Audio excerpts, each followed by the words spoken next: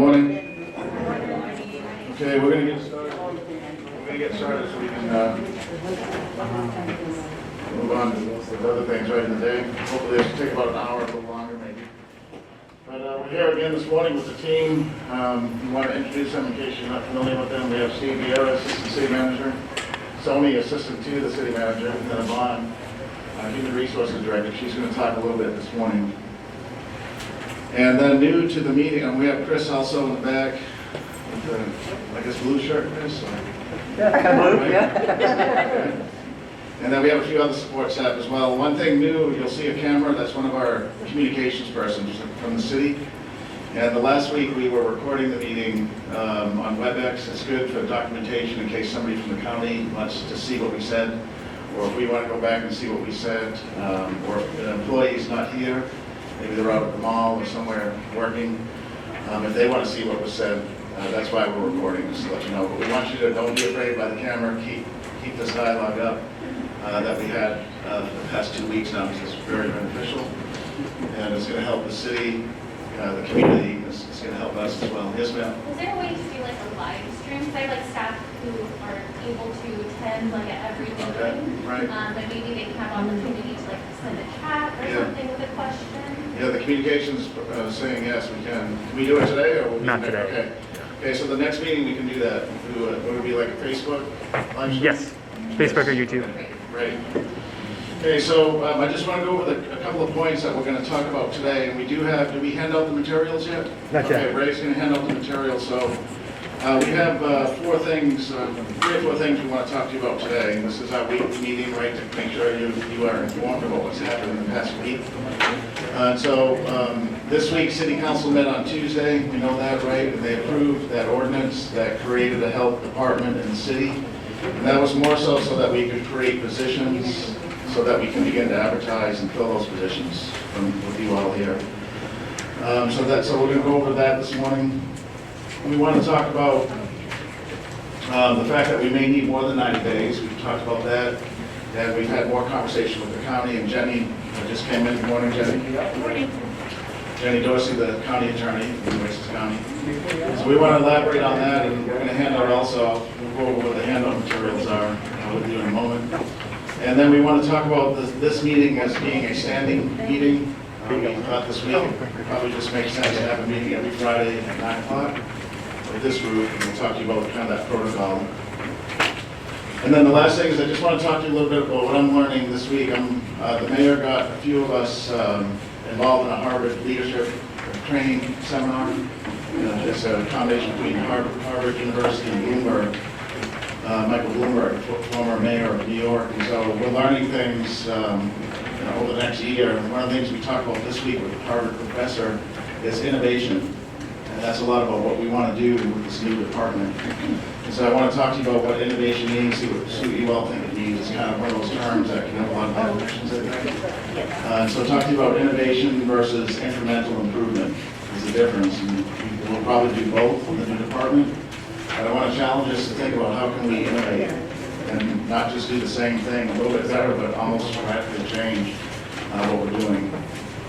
Okay? Is Annette here this morning? Oh, there you are, Annette. Okay, so that's the agenda for this morning. So let's start with the handout material, just to make sure you know what's being handed out. Ray's handing out, I think it's almost handed out. We have the work plan that we went over last week. And we want to show those ideas that you had from our meeting last week, how we incorporated them into the work plan. We also have an article that was in the Caller Times, some of you may have read. It captured the Tuesday council meeting agenda or item on the health department. And I thought it was a good summary of some of the actions that took place. And I think it was well represented, a good representation of what happened Tuesday. So we want to pass that out to you. And then the third thing is we're passing out a letter that I sent last night to Commissioner's Court to acknowledge that Jenny Dorsey, the county attorney, is the chief negotiator, so to speak, of the county. And we acknowledge that with that letter, but we also put a paragraph in there, the second paragraph, that says that it may take more than 90 days to move forward with the city council's desire to create a health department. And we talked in person with Jenny on that, but we thought it'd be good to have it in writing, and we thought it would also be good for you to have writing, so that's why we're handing that out to you today. And so that's a handout material. So let's talk about what council did on Tuesday. So this Tuesday, city council approved the department. There was an attachment that showed a new box in the city's organizational chart that says health department. There's no executive in there yet because we have to interview and fill that position. And then also though, you know that the health district is still on the city's organizational chart. And the reason is, why? Because it still exists, right? So the health district still exists. And as we transition to the health department, that health district will exist or exist less and less and less until all the negotiating is concluded. So the city's organizational chart has both the health district and the health department. The health department doesn't have an executive name on there because we haven't interviewed, so we go through that process for the executive level positions. So city council approved 50 positions, and the agenda item on Tuesday just dealt with the general fund. And we don't interview grant-funded positions and as many grant programs. The action on Tuesday was just for the general fund, and there we had 29 positions. We have today 29 general fund positions, but we recommended the city council to create 50, so we have a little bit of flexibility to add more positions if we need to as we transition to the city health department. We can only fill positions though that we have funding for, and so that was kind of the check and balance for city council. The council members by and large were supportive of the 50. One council member was a little bit worried, but we explained to him we don't want to keep coming back every week. The council only meets one more time in November and 2 in December. So that gives us some flexibility moving forward. And so those 2 actions, and then there was a third action, which was taking 9 months of the general fund budget and putting it into the health department.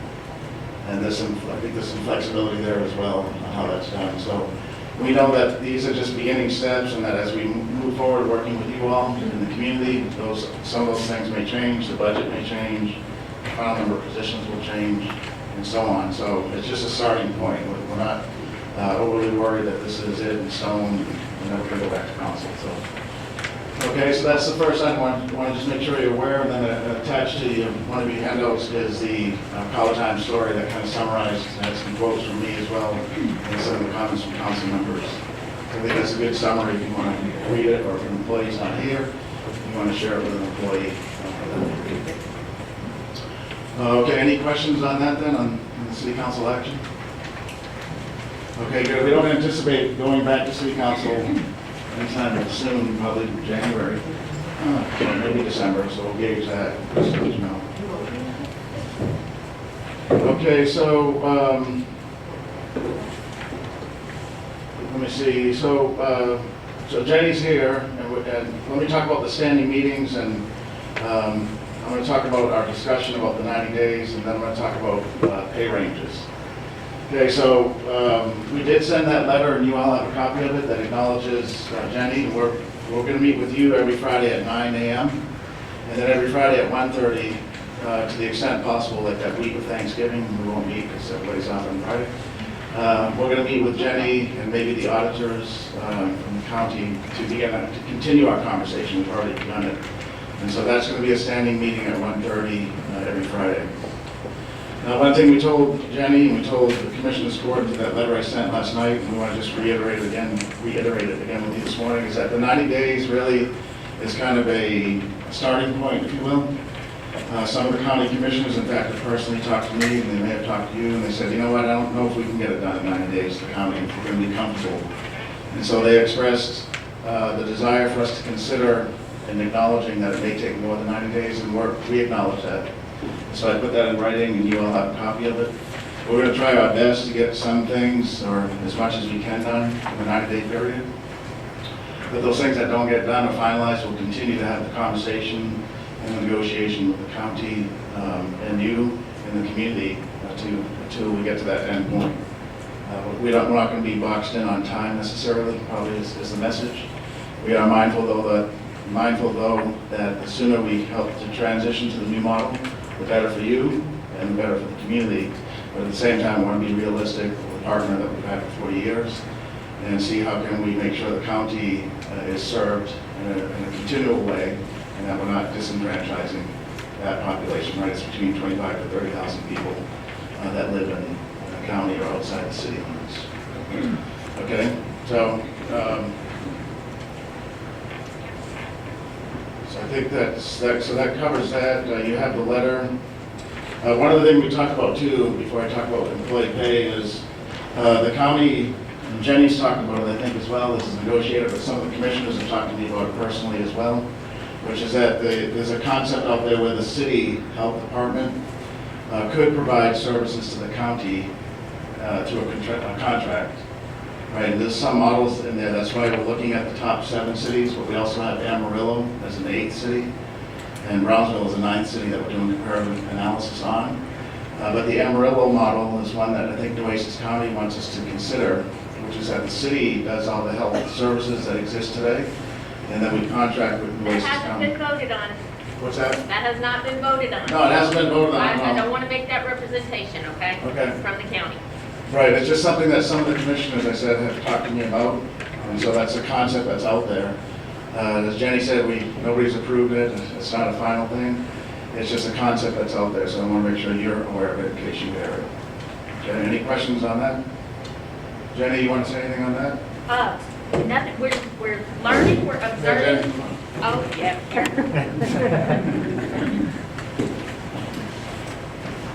Thank you. Just from the county, it hasn't been decided. There have been no decisions made. We are here, we are learning. This is new to us, as you are aware, and so we are gathering information also for the commissioners to make their vote. Okay, great, thank you. Okay, now we're going to transition to pay, because that's one of the things that we're looking at, right? We created those positions, and every job in the city has a pay range, right?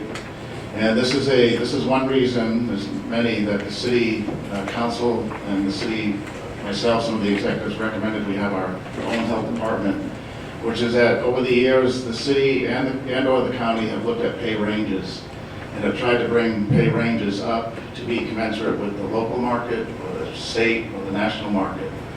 But in, I think, just about all cases, not much was done with that pay range analysis because the two sides couldn't agree. Right? And so the city may have said, hey, we're going to do a pay study of, I don't know what's a job example, but say nurses. And, but the county had similar, and they either didn't do the pay range analysis or they didn't have the funding, or it could have gone the other way. The county may have done a pay range analysis and we didn't do one. And so in the end, not much was done. So Yvonne, our human resources director with her team, as she begins to look at job titles and pay ranges, it was obvious on the onset rather quickly that, hey, a lot of these pay ranges, if not every one in the health department, district I should say, are out of balance, meaning they're not commensurate with the market, meaning they're too low. And that's one of the reasons that we're excited about being able to do a health department, is that inequity and that impact of the employee will be alleviated because we won't have those two entities trying to collaborate and they're not, right? And this is not something that just happened overnight. It's been going on for years and years. So a good news report to you all today is that we think every pay range in the health district will have to be increased, right? The minimum and the maximum will be increased. It's a good news story. We're not saying, though, that everybody's salary is going to increase, because you may already be, depending on how many years or what your entry-level pay was, you may already be within that range, the new range. But Yvonne, who's going to talk, is the professional in human resources, is confident there's going to be a lot of pay adjustments for the team that's here this morning. Right, and so that's one of the things that when we talk about innovation and improvement, it really starts with us, right, with the employees. And so if our pay ranges are way out of whack, if they're not commensurate with the local market, if they're not commensurate with the state market, it's not a good work environment, right? But we can fix that, and this is part of innovation. So the example is that we could have just taken all the pay ranges that existed and said, okay, we're going to copy and paste them into the new department, but we're not doing that. Instead, we're stepping back. We're taking a look at best practice, at local market analysis, state market, and national market analysis, and saying, hey, we got to adjust these pay ranges. And that's kind of an example of innovation, of just not taking what we had and carrying it over, but rather stepping back and reassessing and making a decision based on good data. So with that, Yvonne's going to talk a little bit. a little bit more on it, and they'll see this questions. Good morning. Good morning. So yes, this is good news. Just to kind of piggyback off what he said, our practice is to kind of look at the top 7. And in this case, we're looking at the top 7 plus Amarillo and Brownsville to see. So what we do is we take the job duties and then the minimum qualifications for the job. We compare those to those top 7 cities, and in this case, the 9 cities, right? And we see what positions, not necessarily always by title, because the titles can be different, but the duties and the experience required. We compare that across those cities, and we see how much they pay. We take that and we make an average of whatever responses we get. So for instance, we may send a survey out to 9 cities, but we may only get 7 responses. We may only get 6 cities that have something that's comparable to what we do. So we take the average of that, and then we try to match that to the closest step. So most of you will be familiar, especially on the city side, if you're 100 level, if you're in the 100 level pay plan, you know you have a step. So we'll take that average and try to make it most comparable to the closest step above that number. And then that's how we determine kind of what that entry level salary will look like. So in the preliminary phase, we've only gotten about 4 cities back, so we're still waiting on a couple, but initial indications are that the salaries are going to have to increase because we want to be competitive. We can't have you guys doing the same work and saying we're going to do best practices and not pay you comparable pay. So that's our goal right now. So that's exciting because as we look at these positions, we want to offer the opportunity to be competitive and to be able to say we're a part of that, those 7 cities above us, and we're paying just as competitively. It helps us attract you, it helps us retain you, and I think it makes you feel better coming to work, right? So we're still working through that process, but we're excited because as we get closer to the interview process and establishing final positions, we know that we'll be able to sit at the table and offer competitive salaries. Any questions about that? Anybody excited about that? Smiles early in the morning? Okay. All right, well, as always, if you guys have questions or anything comes up, you guys can reach me. Yvonne McCaney is my name. YvonneMC@cctexas.com. That's my email address. And Yvonne, does that include the grant funded positions as well? Right, so all positions we're looking at, whether it's general fund, grant funded, or any other fund. So you're looking at in total, right? Okay, so yes, ma'am? That only includes, or you only evaluated to city positions, correct? Not the county positions? Go ahead. Can you tell us your name just so that we can... My name's Carmen Gabriel. Carmen, okay, Carmen's question, repeat it so people hear. So your question is if we're only evaluating city positions. Correct. So what we're looking at right now is best practice positions. So health districts that have, or health departments in other cities, all the positions that they have. So for us, that includes county and city positions. So we're evaluating everything. That's a good question. Thank you. Right, because remember the model, it's not a copy paste, so we're trying to say what do we want for a health department? And that's why we asked council and they approved those 50 positions, because we may need more than 29 in the general fund. So we're looking at what type of positions should we have, what's their title, what's their job function, and then what's the pay range. That's a very good question. Yes, ma'am? Would that information ever be like cross-referenced with our resume, for example? Maybe our skill set is, over or above,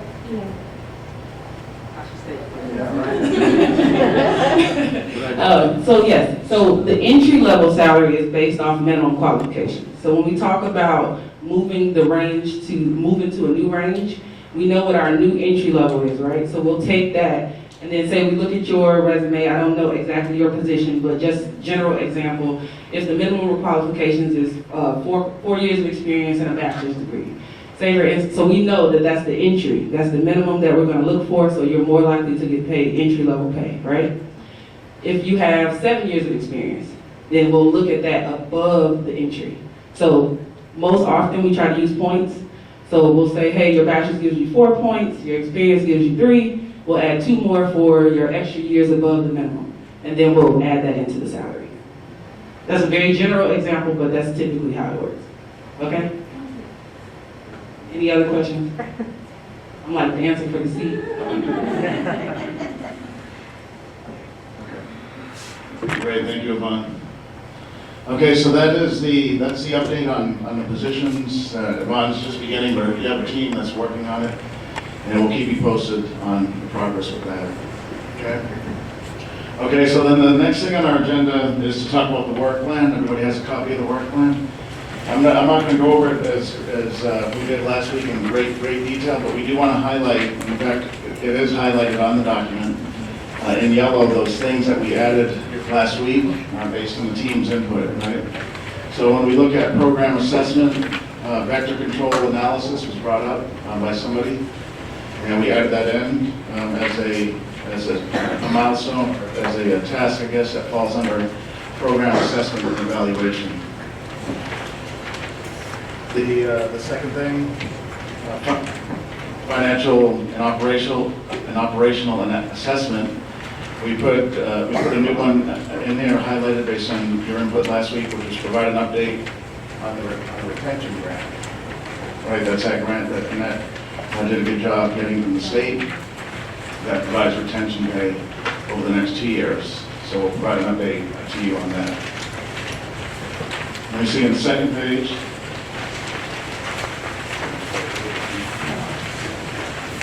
On the second page, we have quite a few things. We're going to determine the rehire process with having the bridge, determine rehire process, the bridge years of service, Chris. Right, someone was asking if they are rehired in a new city department, if they start back at square one. So it's just looking at that years of service, I think, in, as far as leave accruals go. Right, okay. So I can make that a clarification if it helps. Okay, is that clear, folks? Okay. We're going to determine transfer of retirement that includes service and money. That's something Yvonne has already begun to work on, but we added that in to our work plan. Item 4 is posting and hiring of positions. We're going to identify public health authority, or it's really address the public health authority. Today we have Dr. Ramachandruni, who's a contract doctor, right, a medical doctor. And we have to determine how do we, in the transition period, do we hire one for the city department and keep one for the district? So that's what that item is. Item number 5, asset management, equipment inventory. We also added supplies. That was brought up by the team last week. And so the WIC GC 11 assets, right? Where's our WIC group? Yes, ma'am. Okay. Records retention came up last week. That's an important one. Right, we need to know what we do with the records, especially HIPAA compliance. Determine long-term location for vital statistics. Location of environmental team. That's at Frostbank today. I think Isidro brought that up. And then review safety level services of the health building.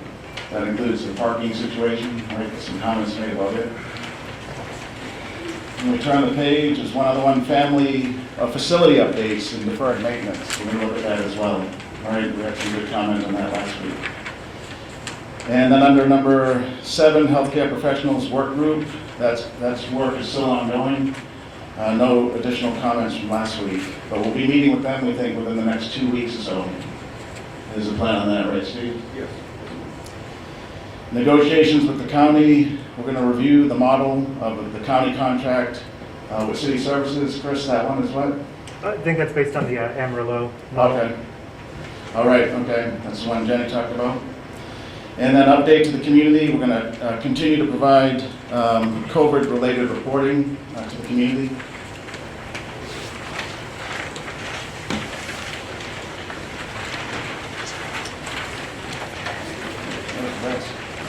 Is the rest there, Chris?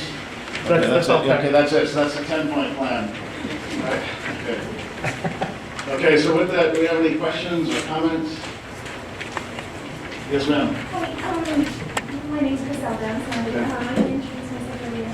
But, are there any plans to maybe, like, assess the building and kind of see how we can streamline some of these services that are maybe, that have the most foot traffic, or, you know, and also a second question is, any plans to assess our storage, our working purposes?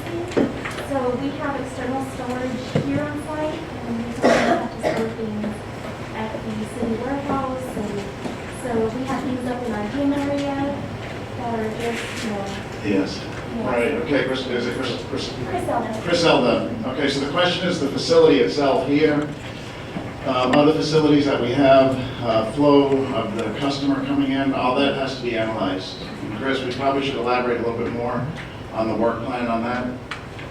We're trying to inventory all the locations and the work environment for the employee, but also the customer, right? Making sure workflow is appropriate, customer flow is right.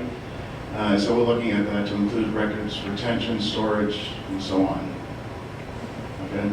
And also, does that include like externally? I was just curious, like signage, maybe just something that kind of, you know, is more inviting? Right, yeah, that includes signage, we'll put that on as well.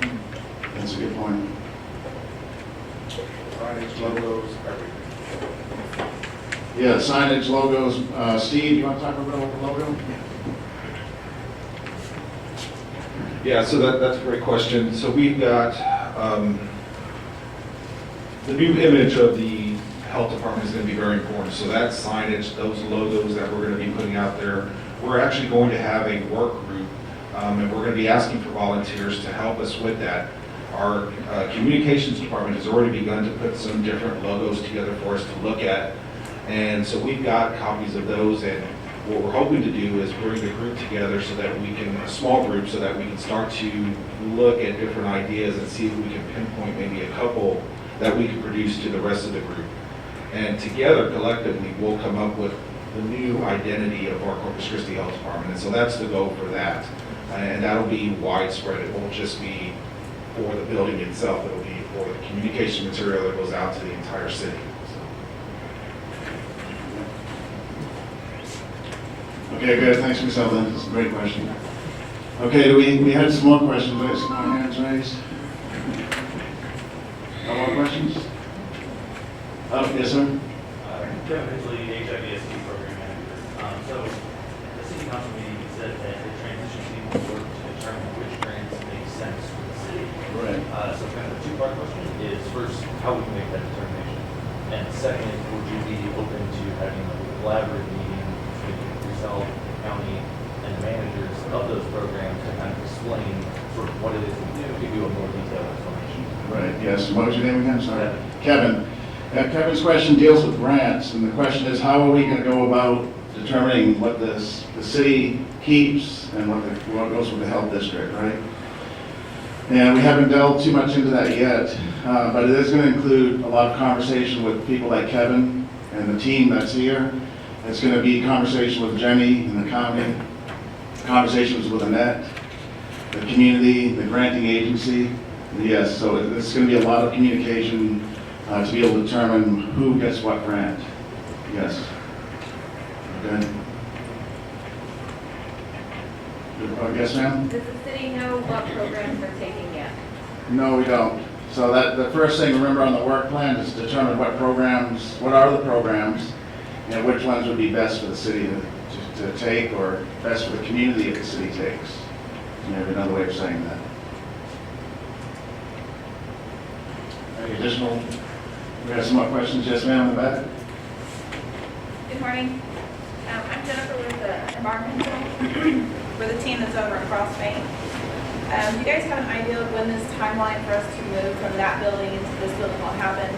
We're just going to our busy time of payment collection. We recently lost our customer service window over there. That building, is it the Frost building you're talking about?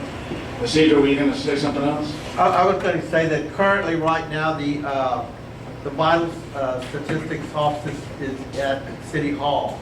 So that area is vacated, and the reason Mrs. Ricker is asking the question is because we wanted to get some type of timelines when we can move environmental back over to the health department without fear of, and all of the archived vitals books and information data is housed here. So will it be moving to City Hall? And that's a pressure that we're receiving from Development Services as they're journeying in the progress of their department. We've lost our window, our number one, the only window we had to receive and conduct permitting, receive payment, and so forth. So, right. Yeah. So the answer is we don't exactly know yet, but we know that vital statistics is currently at City Hall, right? And then the health services at the one-stop center, if you will. Those have to be reassessed to where do they go, and so we're looking at that. Okay? Good deal. Yes. Okay, we have some additional questions? Yes, ma'am? I have a county-related question, so I don't know if Ms. Grossman would be Okay. able to.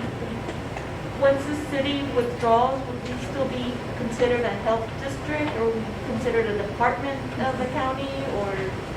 And when would the pay policies change to county policies versus right now we're under city pay and holiday policies? All of that is, Jenny, hold on.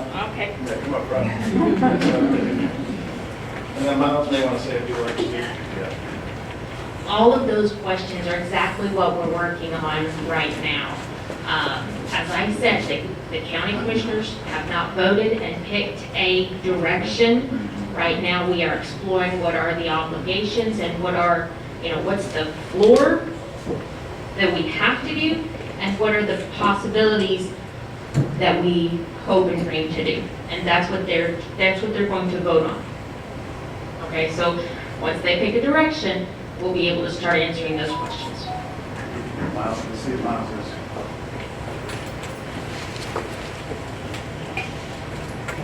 Yeah, much of what you're asking is going to be the subject of collaboration and negotiation.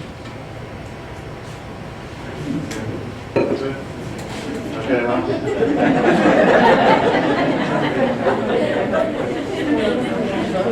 Good point, right? Okay, we're gonna go in the back, and we'll come back up to the front.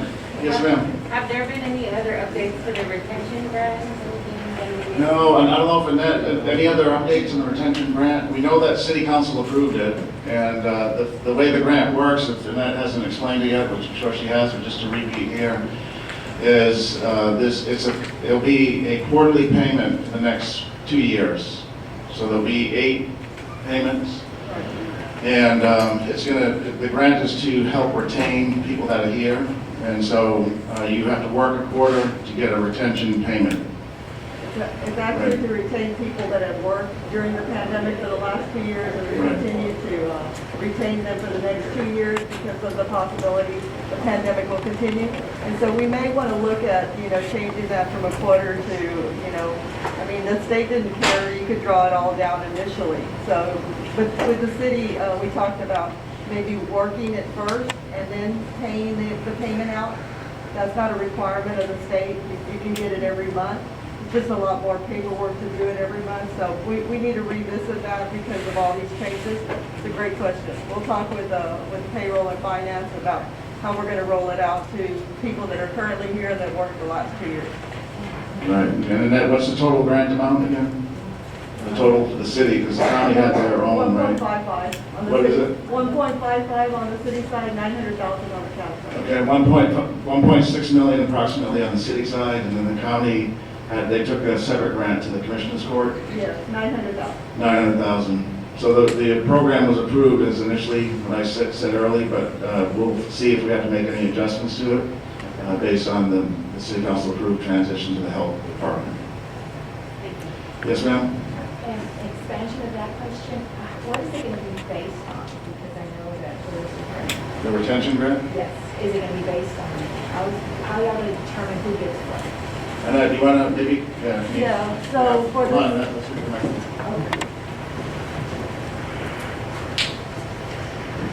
so the way it was determined on the county side, it's based on the number of hours of overtime that you actually worked during the pandemic. And so based on those hours, there's an hourly rate that's attached to it. It's like $20 per hour, and that's how you determine your rate on the county side. We have the same on the city side, but I think HR thought that it would be more fair to just do a flat rate. So on the city side, it's a flat rate of 14.21% of your salary, and that's how your increase will be determined on the city side. How come it can't be equal squared? I mean, I don't see why if the county's voting in one direction and then the city's voting in another. It's not really fair to all the employees. Well, you know, and we submitted it as fair across the board for everyone, so everyone was getting it the exact same way. But then it was changed and the county commissioners had already approved the grant. So, you know, Can they revisit that, can the county commissioners, so they could be, it could be just straight across fair for both roads? yeah, you know, I think they can. I think that, you know, right now with the transition, I think there's bigger issues. And so, but yeah, definitely something that can be looked at. But yes, because we always are concerned with pay equity here at the health district, that's why we submitted it as, this is the way it's gonna work, you know, so we thought it was very objective, it wasn't subjective at all, you know, but a percentage across the board is also objective, so, you know, what we didn't want, the intention was never to give people that get paid the most bonus, that was never the intention. The intention was to be fair to the people that work the hardest, and the people that work the hardest, we thought should get the, you know, the most retention. And so, anyway, it's two different ways. That wasn't the way we submitted it, but that's the way it is. On the county side, it's the one way, on the city side, it's the 14.21%. Thanks for that. But just, I think you got the answer, man. What was your name again? Letty. Yes, we're gonna have it memorized by next week. Letty. But you got Letty's answer, but I think with that question, the answer is a good, it just helps to explain again why we want to create a separate department with this clear uniformity, right, in what we do. The model that we're using today is dated, it has inefficiencies to include that. We have the county employee is treated differently than the city employee and vice versa. So, good. Yes, ma'am? Catalina from SCU. When is that first payment projected to go out for the? Yeah, let's see, I think it's November, December, like February? I think it's supposed to be December. December? Yeah. Okay, so the December, The grant was effective September 1, so if it's quarterly, it would be in December. so maybe reflecting the paycheck though in January, first paycheck or something? Right. Is that county and city in that? The pay, the first check? Yes. Because if you have to go through December, the pay period would end in probably, I don't know if it ends in December or January. Yeah, it should be reflected, I think it's like January 2nd, January 3rd, whatever that first, January 3rd, that's the end of the pay period? that would be the first payment. Okay. December. Okay, yeah, so don't, just so we're not overspending for Christmas, but so January 3rd, right? Yeah, the first check in January will be the first quarterly payment for now. And that'll be uninterrupted because remember the 90th day, which is not the whole transition won't happen by day 90, but that is January 18, so that first check will follow the current protocol of the district. Okay, great. We have some more questions? Yes, sir, way in the back. Not looking at the environmental health. We talked earlier about the comparison with other departments and other cities on job responsibilities. Some of the responsibilities that we have in our department are not necessarily reflected in other departments. So I was wondering, do you plan in the future to meet with our department, and if so, when, just talk about that? Yeah, that's great. And tell me, I couldn't hear your first name. Manuel? Manuel? Okay, Manuel had a great question, and Manuel, we've talked about this today and again the last couple of weeks, but the analysis on what do we need as a new department is multifaceted, but step one's going on with our comparative analysis, but one of the very important steps is talking to you all, probably in your programmatic areas, instead of getting everybody in the room where you have WIC and STV and different programs, so you can look at everybody's time. We're going to be meeting in groups, appropriate groups, to know what do you do today. And you're right, Manuel, it may be that we do something that none of the 9 other cities we're looking at do. And that's why we often get compared. People call us for information, and what do we do? Because we may be unique. So as an example, we have the coastline, right, where we test the water. Those 9 other cities, except for Brownsville, don't do that because it's no coast by their territory. So the analysis includes talking to you, looking at comparative analysis data from those 9 cities, and then using that data, making a decision. So good question. Okay, I think there were, yes ma'am? So hi, my name's Daniela. I'm the program manager. One of the concerns that I have that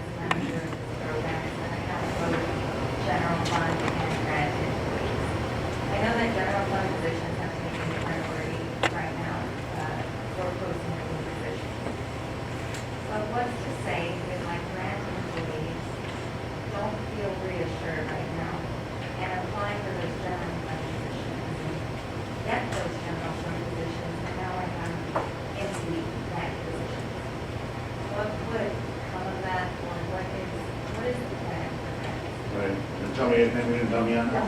Damiana, I don't know if y'all heard a question, that's a good one, we haven't heard that one yet, which is that Damiana's program was what again? TB, tuberculosis, so she has a mix of general fund employees and grant funded employees. And we are focusing, based on what we just told you, but the priority right now has been general fund, maybe because it's easier to do, and not maybe, that is why. On the grant side, we have to determine, in negotiating with the county and working with the net and the granting agency, where does the grant go? The general fund, those questions they don't exist. We know where the city's general fund money goes. So so one question was, what if a grant employee applies to the general fund and gets the job? A lot of times, grant-funded persons want to be in the general fund, right, because it's a more stable funding source. The job is less at will, if you will. So we shouldn't prohibit people from doing that, because they may like that certainty better, being in the general fund. But if a grant-funded position becomes vacant, we'll be looking to fill those as well in the interview process. The goal is, our overarching goals on everything is no interruption in service, right? So we're going to be nimble, meaning we're going to have to work quick in some cases to make sure there's not an interruption. If all your grant-funded positions all of a sudden went to the general fund, you would have an interruption, right, in service. So we want to manage that. So if Yvonne's listening, we ought to write that one down, Chris, in the work plan. That somehow we have to manage those two. It could be that we don't fill those general fund positions yet. We just kind of keep everything static. I don't know how many cases, and that may know where there is a dual grant-funded general fund funded program, but it could be that we don't do anything until we get the grant question answered. Then we launch the interview process, right? That's an option. But I think probably the best answer is the one I gave you kind of halfway through the conversation, which is we don't want to have interruption in service, and we don't want to cause employees unnecessary stress and anxiety. So we may, in some cases like this one, do that program last. Even though we have, in the general fund, we have the authority and the positions, it doesn't mean we're going to rush out tomorrow and start interviewing everybody, right? That was step one, was just kind of set. The council has to authorize the positions, so we can create a job title and then advertise. So the goal of not interrupting community services and not causing undue stress to the employee will be one that will help us to guide through an issue like that. So that's a good question. Thank you for bringing that up. And as we meet with you in teams, I don't know, Chris, on the work plan, what is like a date range when we begin to meet with the employees in the kind of programmatic areas? I don't have that on here. I have the small Okay. groups for as far as the employee focus groups. Yeah, see, based it's on probably after Thanksgiving. Right after the Yeah. holiday. Okay. All right, so this is, we got next week, and then the next week is Thanksgiving, right? Is that, you guys, are we buying turkeys yet, or? So next week is we're off, next week is a full week, and the next week is Thanksgiving, so after that, I think there's one more week in in November, when we come back. So that week, just before December, is when we'll start meeting with some of the work teams. Cedro, we know your question. Yes, sir, I just wanted to ask, has there been any indication on the county side regarding the plans of how the district would continue to function and what positions are, I know that we're talking about negotiating grants and so forth, I know all that's still on the table, but any indication? Well, Jenny, they want to talk about it. I talked to the Nueces County Judge, Barbara Canales, right in today, and I was encouraged to not, Jenny kind of called me out there early, to not overspeak the state, so let me have Jenny. Okay. Thank you. That's exactly the thing that the commissioners are trying to discern. What is the floor and what is the ceiling and what do they vote on? So no, there is no indication from Commissioners Court in that area yet, but we are working very hard to get that vote done. Okay? I can say, Cedro, and this is, I think Jen would be okay with me saying this, the city, we have Miles as our attorney, right? Miles, raise your hand. And then Jenny's the county attorney. And attorneys help us with legal opinions, right, or opinions in general. Both sides, both the city and the county, are hiring an outside attorney to help us answer some of the questions that exist between the governing bodies. Nueces County has some questions, the city council may have some questions, so we're getting expert lawyers, if you will. Ours is an expert in municipal government, that's their focal area. And I don't know, this county's will be announced soon, so we're gonna get another opinion on that question about, are we doing things correctly? So it's fair for you all to know that, right? It's no surprise, there's 2 governing bodies, 9 city council members and 5 county commissioners. That's 14 different opinions, and maybe not everybody's in the same opinion, of the same opinion. So we're gonna get some more legal advice from the outside attorneys on both sides to make sure that all 14 individuals are comfortable with the thought process. I have a Thank you, question. ma'am. My name is Carmen, and I'm with Waiver. This is something that's probably crossing off our minds. If for some reason there's not a rehire for ourselves, are we still entitled to receive the retention grant if we're terminated for some reason? I mean, this is probably all crossing our minds. Am I going to be rehired or not? Are we all 100% sure we're going to be rehired? And if we don't get rehired, are we entitled to that since it's already, we've worked the pandemic? That's Yeah. a question. Okay, great. So Carmen, thank you. Carmen has 2 questions. One is, what happens if we don't get hired? And then 2, let's talk about the retention grant. So the retention grant is not a bonus, it's not a bonus payment for work performed in the past 2 years. It's a grant that the state and other states across the country are utilizing to keep healthcare professionals in the job. We know that in I've heard of many of the nurses, they have not in the health district, some of the hospitals have either left from burnout, or they're going to other states where they can make a lot of money. So the states recognize that, and they said, let's try to keep as many health employees as we can continuing in their profession.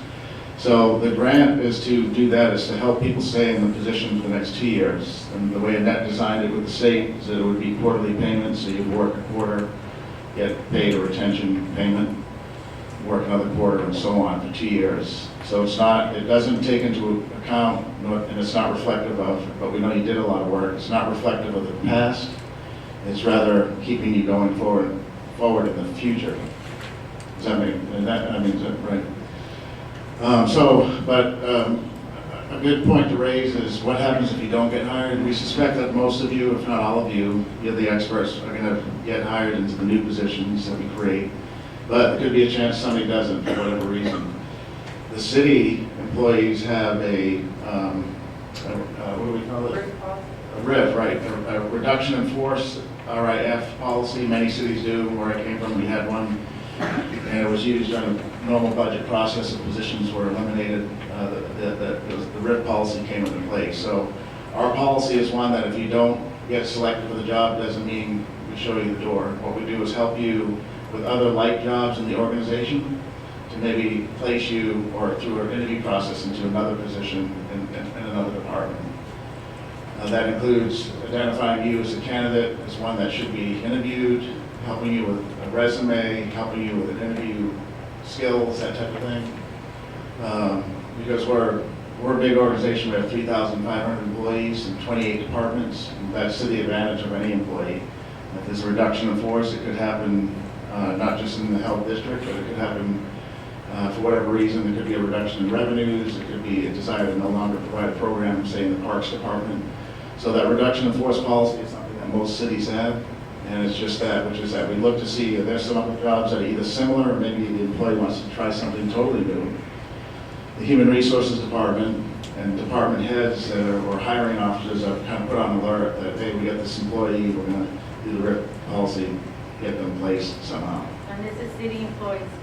Right, I think the county, and Jenny will have to come back. Jenny doesn't have the answer, she's not the Human Resources Director, so I said, I'm not sure, frankly, in the counties, you know, Ron, in the county? Yeah, let's get that answer for you. For those county employees, is there a RIF policy at Nueces County? And that, do you know, Don? Yeah, okay, we'll get you that answer. But that's a good question. So, again, there's a lot, if nothing else, the goal of these meetings each week is to help alleviate fears and give you good information. And we talked about that today, about how we're going to create positions and have processes to fill those. And we've talked about pay, but the issue of the reduction in force is just another step to help people be a little at ease, which is that if for some reason you're not selected for a position, there's 27 other departments in the city where you could have an opportunity to be placed through an interview process. Yes, ma'am? Are those positions going to be open to everybody or internal only or Right. internal to health district, including city and county? Good. What was your name again? Diana. Diana's question came up before. Is, as we post the positions and interview, what's going to be who's going to be eligible to apply? And so for many of the positions, we're going to have an internal only. And internal, though, the definition of that is that city and county? Yes, it'll be screened out if you're not a city or county. Okay, so you have to be a city or a county employee today. Others that may apply from somewhere else will be screened out. It's a good way of saying it. And so that's for most of the positions. Others, some of the executive level positions, maybe program managers, those may be a little different. But for the kind of the frontline employee, this can be open only to city county employees. The period that the application process will be open will be less, so we know who's going to apply. And the interview process itself will be modified. It's not going to be, a typical interview takes about 45 minutes to an hour, depending on the level of the position. In some of these cases where we have, take the WIC program as an example. What are some of the titles in WIC? Registered dietitian, health-district nutritionist, dietitian, counselor. Okay, so a lot of dietitian type.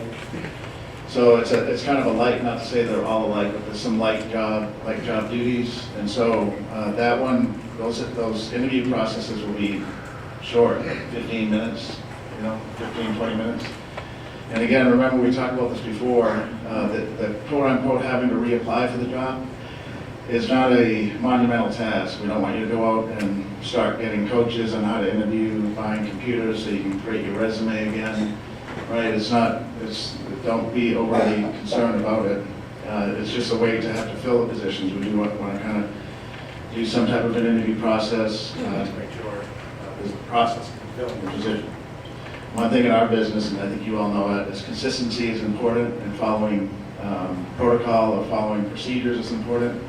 So if we just start placing people in a position, you can have another department say, well, wait a second, how come I have to interview for a parks job, but these health people, you just put in the job with no interview. Right, so we have to have processes in our business. It's just part of our business. So that's one of the reasons for the interview process. Does that help, Diana? Okay. Yes, ma'am? How do you determine which ones are going to be open, which ones are going to be internal? Have you decided on what you're going to do? Or We haven't fully decided, but it's probably the level of skill and education that's required. So like an executive, like an assistant director, that'll be different than, say, a dietitian. Right. So the job analysis, what do you call it, the job? Well, the market analysis, but the job the specifics of the job. Yeah, the specifications. The job specifications will help determine that.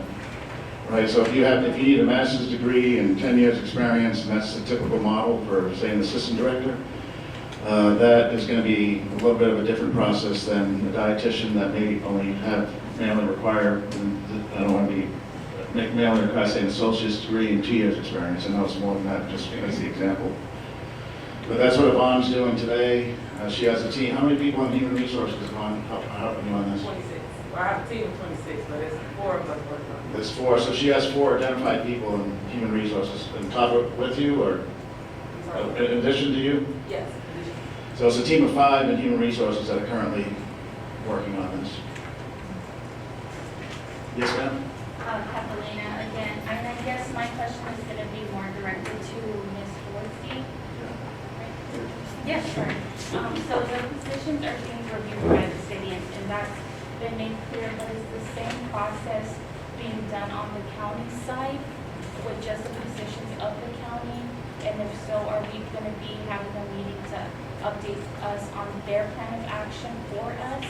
Or are we just going to piggyback off of what the city's planning to do? Okay. That's a great question, thank you. Let me be clear that the county is dealing with what it has been given, but not piggybacking on anything. They're making, an independent, researched, and thought-out decision. It's one that takes time and a lot of research. So, yes, once the county commissioners vote on a course, you will know and we'll move forward. But until they vote on a course, none of those questions can be answered. Is there, I know that we are looking or projecting it to be done by January.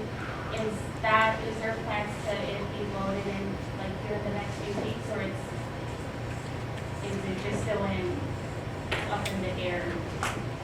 I don't know when they're gonna vote, but I am hoping that it is as soon as possible. Obviously, the sooner they do that, the better we'll know which course to take. We are working in my office, hot and heavy, and with outside counsel, as Mr. Snowdy mentioned, to determine, to give the commissioners the information they need to make that decision.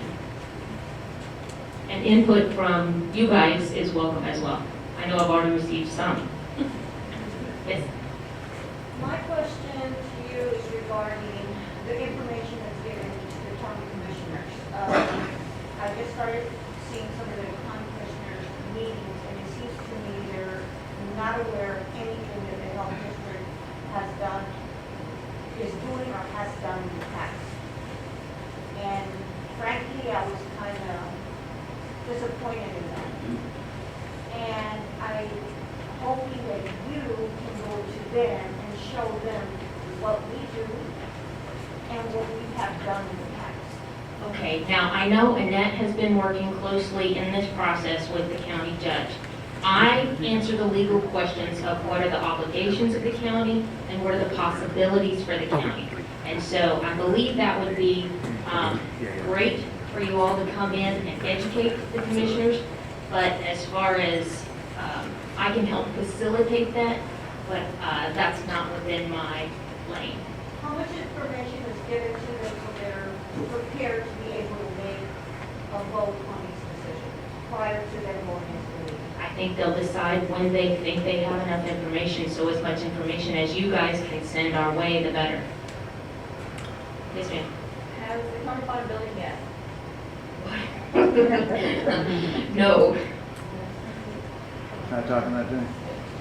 Yeah, one thing we told I guess Jenny and the county judge is that right now the county leases space from this building, this is a city building. And if they need to lease space here for some time after January, we're willing to do that. So we said that on the beginning. Again, the goal is no interruption in service. So if the county's having to look for space and everything's packed in boxes on the curb, that's an interruption in service. So we're not going to let that happen. So if they need space, we'll enter into a lease extension. Since they have a lease today for space here, and they pay the city some amount for that space. So if they need to continue, we've told them that we can do that. Yes, ma'am? I'm Carrie. I just wanted to ask this, maybe more Yvonne.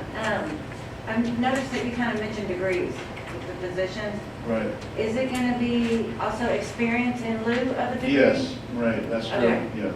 Right, so Terry's question was, if a job says you need a master's degree or take a bachelor's degree. Yeah. The city has a policy where it's a combo where it could be some schooling with years of service. Okay. Right, yes.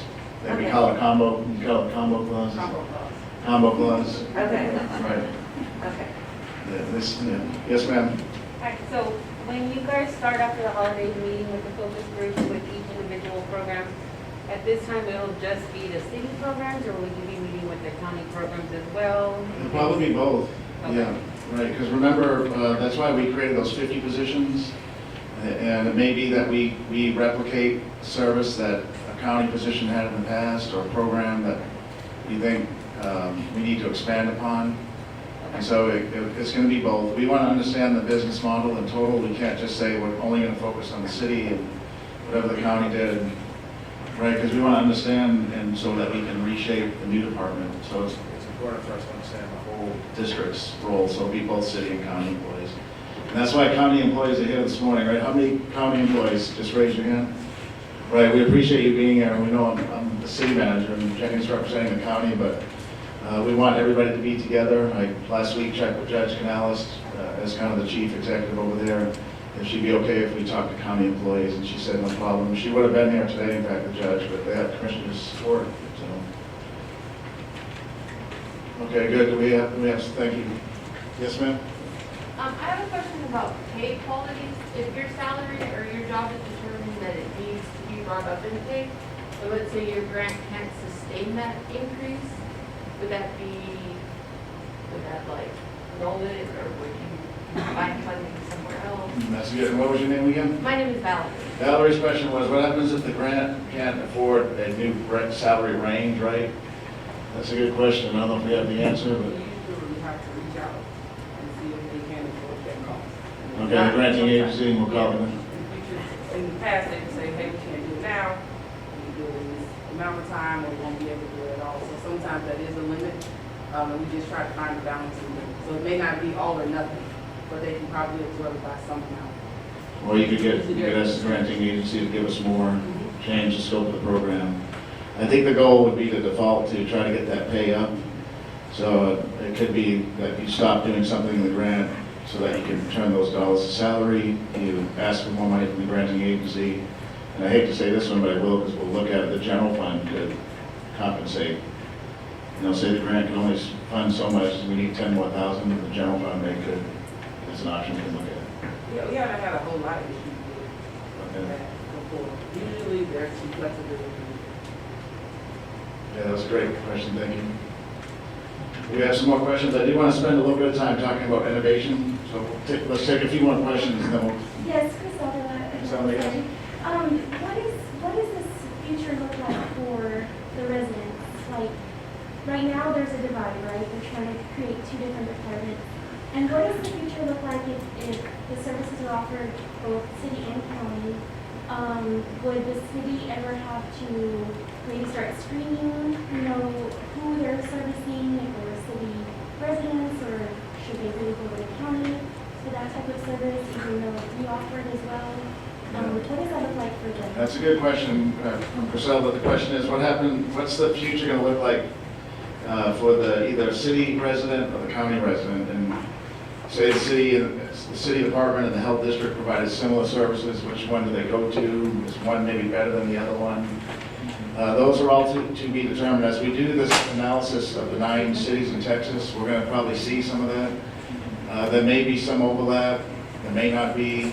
Even though, Jenny, I'm going to be careful how I say this. One model that we're looking at some of the commissioners' courts, direct conversation with me, was can the city provide all the service? So that example wouldn't exist then, right? So there's a lot of combinations that exist out there. There may be some overlap. Today, the city and the county has some overlap, like take animal care. We have our own animal care department. And I think for some years, the city helped to service the county with respect to capturing stray animals. I think the county in recent years has kind of picked that up themselves. And so we don't go out to the county, rural county, to address stray dogs. The county does that now, but there could be some cases where we're close to the border and it's a stray dog and they just bit somebody, will pick them up. So I think it's, we don't have the answer, right, because it's a complex question and there's a lot of combinations that could exist. And I think the good thing for others to realize is that we've been in this business model for 40 years, and many studies in the past 20 years have stated it's not the best model for the employee or the community. And so the transition to the new model won't be 4 days or 4 months. It's going to take some time, because we've been in the same model for 40 years. So it'll be kind of a work in progress, but always the goal in mind is better health outcomes, better use of taxpayer dollar, and better work environment for the employees that are here. Let's see if there's 1 or 2 more questions, and then, yes, sir, Gilbert? Okay, so I'm not sure if this question's already been asked, but with the creation of the new department, will the org chart within the department possibly read be reimagined, like one aspect of administration and what divisions fall under that, kind of be recreated as well? Yes, it will be. Right, yeah, so Gibbert's question was internally, the organizational chart, even at the programmatic level, like the WIC chart, org chart could change. Certainly, I think the overall department organizational chart could look different. That's a good question. Okay, any other questions? Okay, well, look, your dialogue's been great again this morning, and that's why we're here. We need to hear from you. We got some additional good concepts for our work plan. I just want to close out by talking about innovation, right? And I have a couple of slides that we got this week from Harvard, a Harvard professor, but I thought I'd just ask first for a couple of, you can either raise your hand or just talk out loud. To you all, what does innovation mean? It's just one of those words that can have a lot of different definitions, concepts in our minds, but Change. what does it change? Progress. Reimagining? Improvement, that's a good one. Zero? Approving a process to be more productive and more efficient. Okay, very good. Let's hear a few more examples. There's 100 people there, so. Progress. Progress? Growth. Just a minute, what was that? Success? Great, success, I like that. Efficiency? Growth. Say it again. Growth. Growth? Vision for the future. A position for the future? Vision. Vision. We need vision for the future, definitely. Technology. Technology is a big one, right? Those are all good examples. I'm going to tell you the example, it was to describe the difference between improvement and innovation. And I think we're going to do both. We as a team are going to use both when we create the new department. We're going to improve some processes, but others we're going to heavily innovate, meaning we're going to kind of radically change how we do business. And it could be using technology, it could be a different business process, it could be a different just flow on how people come into the building. But the example that the professor used from Harvard was, if you think of TVs, I don't want to date anybody here, I'm going to raise my hand, but how many people had a TV or saw one with the tubes that are in the TVs, remember? And for many years, as those TVs were being produced, the manufacturers of TVs and the tubes focused just on the tubes. And their focus was, how can we make the tube smaller? How can we make it more energy efficient? How can we have fewer of them in the TV? Remember how big those TVs were? Right, it took up like a lot of room in the living room and what have you. But the focus was on the tubes and how do you improve them? That was the focus. And then what happened? The flat screen TV, right? I guess the first one maybe was they called them plasma TVs or something. And those TVs didn't use any tubes at all. And we have several up on the wall right now, the small, the thin, no tube at all. And that's a good example of innovation. You have kind of the same product, which is a screen, you can still watch the same movie, watch the same soap opera or news, but it's a very different product, right? The tubes are no longer there. The big box that took up half the living room is gone. You can have a huge screen, and it doesn't use any tube at all, but you still have the same thing, which is a picture. You can watch TV or watch a movie. I thought that was a great example to use for us here as we think about our service that we provide. And we want to be able to innovate. You all have to think about it. We need there's probably over 100 people there. We need 100 people thinking about how do we innovate and keeping that example in our minds about how do we really change how we produce or deliver our service to the community so that it's better. Now, if we think of the TV example, if we had to pick, who would want to go back to that big TV with the tube? I don't think anybody, right? Maybe our grandmas, but just because of sentimental reason. But everybody likes the new TVs. In fact, even those are improving. So I think as we innovate and change our health services for the community for better health outcomes, that's one of the major goals, better health outcomes. The community is not going to say, I wish we had this old business model. I want to go back to it. They're not going to say that. They're going to love what they see, and their health is going to be better because of it. So that's a key concept on innovation. As we talk to you in our work groups, and as we talk to the external partners out there, a lot of them are still calling. They just want to meet and and give us some advice. We're going to be focusing on innovation. What do we do today, and how do we change it using some of your own words, using technology, having success, having a better vision? How do we recreate what we do using innovation? Just some of the things that on this one slide here is the what. Like on improvement, you make current practices more effective, efficient, and equitable. That's if we approve something. So the tubes and the TV, they made them more efficient, they made them more effective. But on innovation, you reimagine how a desired outcome or output can be accomplished. You reimagine it. So you rethink the whole thing. Now, one important thing, one other thing on here is how. How do you do that? When you improve, you look at business process analysis, quality management, and continual improvement. When you innovate, you facilitate a creative process. Literature says, facilitate a creative process that questions basic assumptions. That's why some of the employees that ask, how are we going to figure out what we all do? Everybody has to question basic assumptions.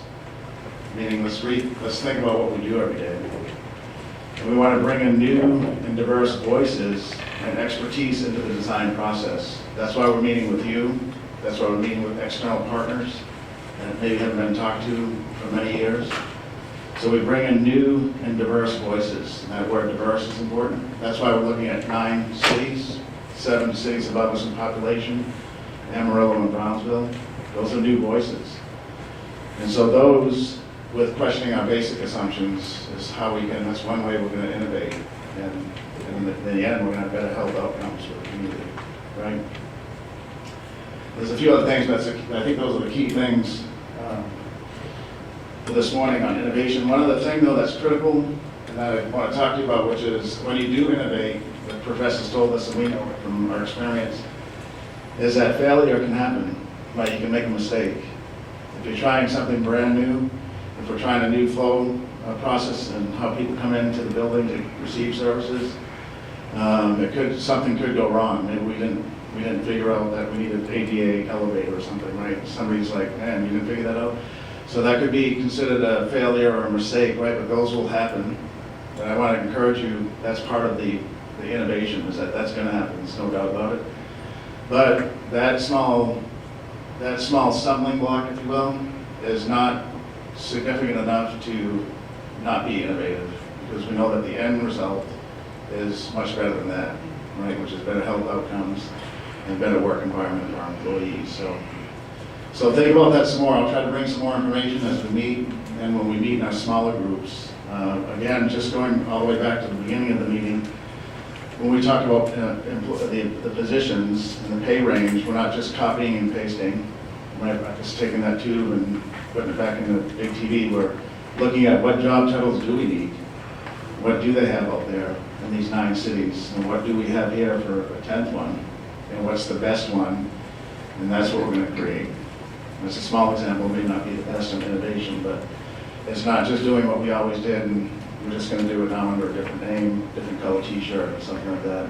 It's going to be, we know, we've recognized from hearing it from you over the past 2 decades and hearing it and seeing it in the community.